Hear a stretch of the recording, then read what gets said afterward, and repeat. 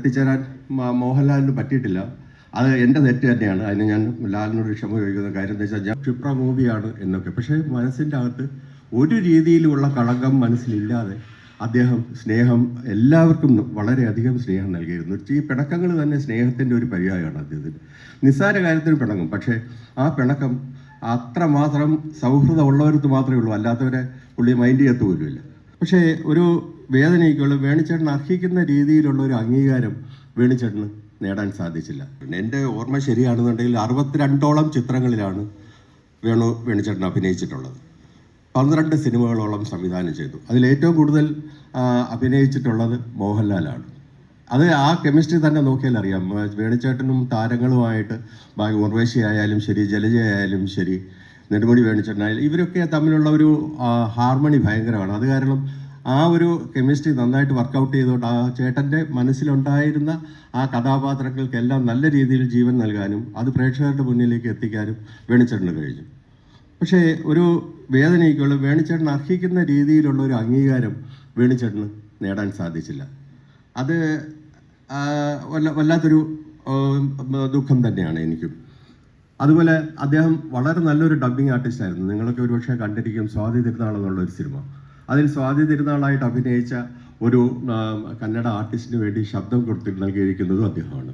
അപ്പം ആ രീതിയിലെല്ലാം എല്ലാ രീതിയിലും വളരെ മനോഹരമായിട്ട് അദ്ദേഹം മലയാള സിനിമ ഇൻഡസ്ട്രിയിൽ നിറഞ്ഞു നിന്നിരുന്നു.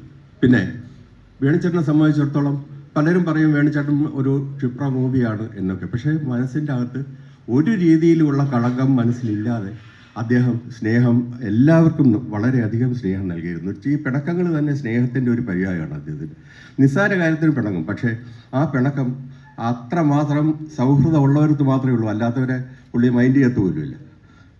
പിന്നെ കോമഡി ചെയ്യുക എന്ന് പറയുന്നത് ഒരു നമ്മളെല്ലാം വേണിച്ചേട്ടനെ കണ്ടിട്ടുള്ള വിഷാദ കാമുകനായിട്ടാണ് മിക്കവാറും ഉള്ള എല്ലാ സിനിമകളിലും കണ്ടിട്ടുള്ള ഒരു ദുഃഖഭാവത്തോടു കൂടിയുള്ള മുഖമാണ് വേണിച്ചേട്ടന്. എന്നാൽ വളരെ മനോഹരമായിട്ട് കോമഡി എഴുതാൻ കഴിയുമെന്ന് അത് നല്ലൊരു സംവിധായകൻ്റെ കയ്യിൽ കിട്ടിയാൽ അത് സൂപ്പർ ഹിറ്റ് സിനിമയാവുക എന്നുള്ള തെളിയിച്ച ഒരു ചിത്രമാണ് കിലുക്കം എന്നുള്ളൊരു ചിത്രം.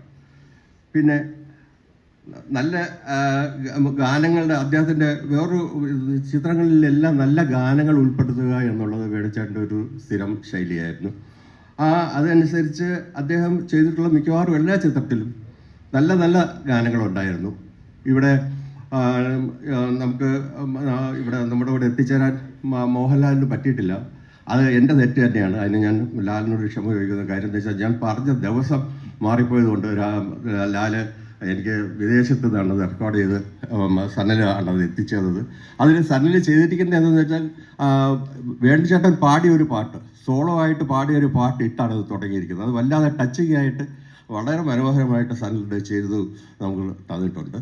അതിന് സനലിനോടൊരു നന്ദി ഞാൻ രേഖപ്പെടുത്തുകയാണ്. അതുപോലെ ഉർവശി ആയാലും മോഹൻലാലായാലും ജലജയായാലും ഇവരൊക്കെ വേണിച്ചേട്ടനുമായിട്ട് എത്രമാത്രം സൗഹൃദം ഉണ്ടായിരുന്നു എന്ന് അവർ തന്നെ പറയുന്നത് നമുക്ക് കേൾക്കാം. ഏതായാലും വല്ലാതെ ഒരു വേദനയോടുകൂടിയാണ് നിൽക്കുന്നത്. ഇവിടെ സന്നിധരായിട്ടുള്ള എൻ്റെ പ്രിയ സുഹൃത്ത് ജഗദീഷിനും GS വിജയനും സനലിനും രാജീവിനും അതിന് സർവോപരി ഞങ്ങളുടെ എല്ലാം കൊച്ചുമകനായ വിവേകിനും സ്വാഗതം ആശംസിക്കുന്നു. നിങ്ങൾക്കെല്ലാം